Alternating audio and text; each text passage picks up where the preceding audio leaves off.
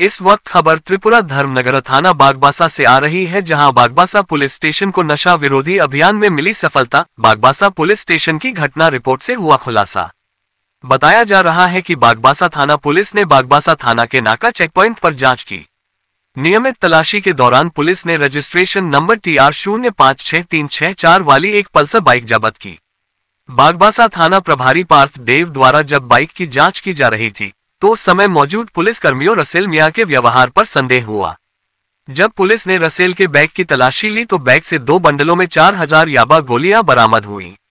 Bag का काला बाजार मूल्य 3 मिलियन टका आंका गया है। पुलिस ने गिरफ्तार ड्रग डीलर रसेल मियां के खिलाफ मामला दर्ज। বাগবাসা পেট্রোল পাম্পের কাছে আমাদের নাকা পয়েন্টে একটা আমরা পালসার মোটর বাইক আটক করি, যাহার নাম্বার TR056364। তখন বাইকের চালক ছিল এবং তার আচরণ যথেষ্ট সন্দেহ হওয়ায় আমরা তাকে চেক করি। তার পিঠে তখন একটা পিট্টু ব্যাগ ছিল। তার পিট্টু ব্যাগ থেকে 3টা বান্ডিলে আমরা মোট 6000 ইয়াবা ট্যাবলেট খুঁজে পাই এবং একটি মোবাইল ফোন তার কাছ থেকে আমরা পাই।